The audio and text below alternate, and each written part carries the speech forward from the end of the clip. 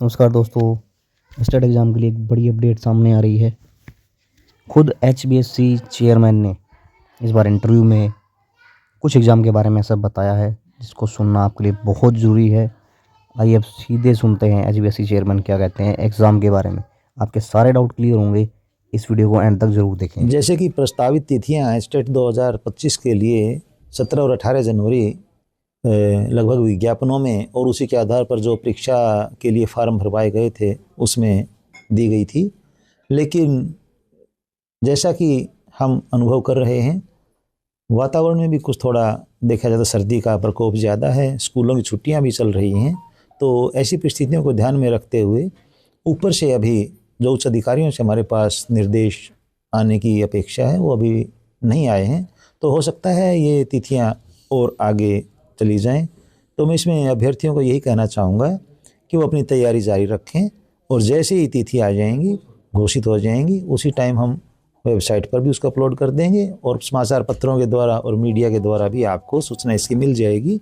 तो इसलिए अपडेट रहने के लिए आप संपर्क में रहें।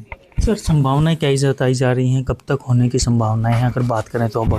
अब यदि संभावना देखी जाए तो मैंने पहले भी एक शब्द प्रयोग किया है, परिस्थितियाँ इसमें मायने रखती हैं। क्योंकि फरवरी में फिर हमें सेकेंडरी और सीनियर सेकेंडरी परीक्षाओं के लिए भी तैयारी करनी है। मार्च अप्रैल में फिर उनकी इवैल्यूएशन होगा, आगे मार्कशीट्स आंसर शीट्स का, फिर आगे मार्कशीट वगैरह इशू होना काफ़ी बड़ा काम होता है। तो यदि देखा जाए तो जैसा कि माननीय उच्च न्यायालय के दिशा निर्देश हैं कि आप हर साल एस्टेट की परीक्षा करवाएंगे, शिक्षा निदेशालय को यह आदेश दिए गए हैं और हरियाणा विद्यालय शिक्षा बोर्ड ये परीक्षाएं कंडक्ट करवाता है। तो ऐसी परिस्थितियों में यदि 2025 एस्टेट जनवरी में हो जाता है तो जो 2026 एस्टेट हमें करवाना है उसके लिए काफ़ी समय अभ्यर्थियों को भी बीच में मिल जाता है और हरियाणा विद्यालय शिक्षा बोर्ड को भी एक अच्छा समय इसमें तैयारी करने के लिए मिल जाता है। नहीं तो इसी प्रकार से फिर ये है दोबारा से मेरे विचार से एक ओवरलैपिंग जो है वो रहेगा। तो सर, इसके साथ साथ बात करें तो हो सकता है कि जनवरी एंड तक इसमें परीक्षाएं हो सकती हैं अगर विचार किया जाए। हाँ, जनवरी एंड तक परीक्षा होने की संभावना है। मैं यही बार बार कह रहा हूँ कि अभ्यर्थी इसके लिए संपर्क में रहें।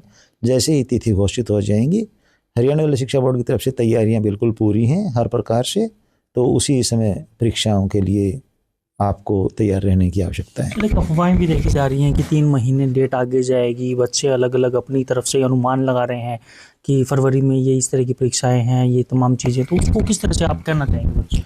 ये तो बिल्कुल सही बात है। यदि जनवरी में नहीं होंगी तो उसके बाद हो सकता है ऐसी कोई संभावना बन जाए। लेकिन इसके बावजूद भी हमें किसी भी एक प्रिजम्पशन के ऊपर नहीं चलना चाहिए, क्योंकि प्रैक्टिकल जो बात है वही मायने रखती है। तो इसके लिए मेंटली प्रिपेयर्ड रहें।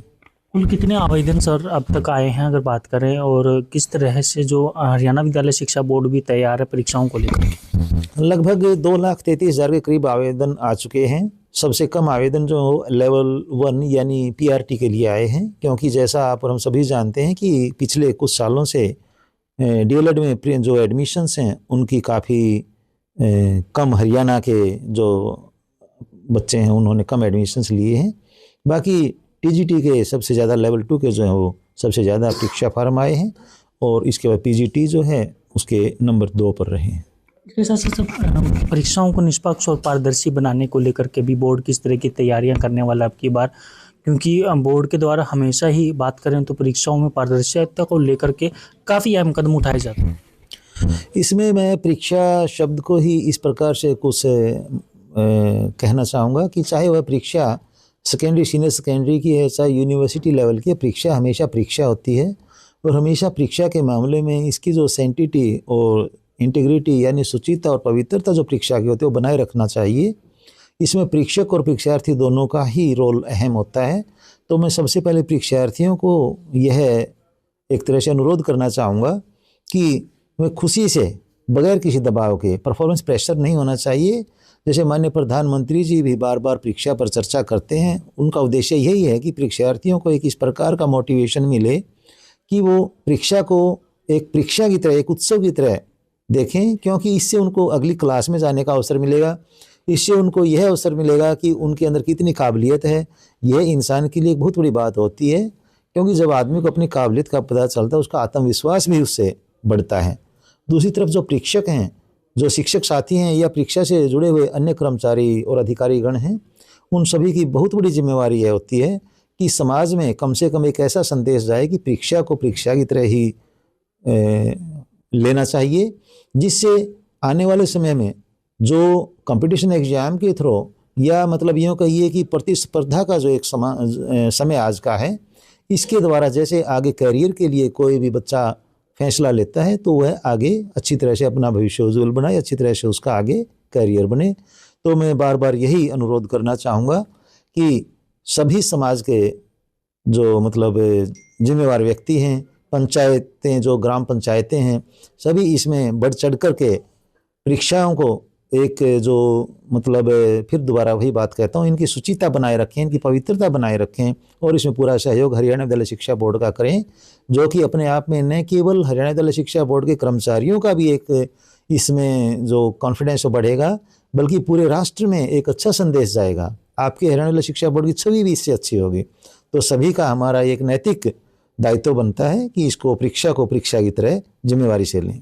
तो जैसा कि एचबीएससी चेयरमैन ने इस वीडियो में बताया है, इसमें आपको उसकी ऑडियो सुनाई दी होगी, उसने बताया कि भाई पेपर कभी भी हो सकता है।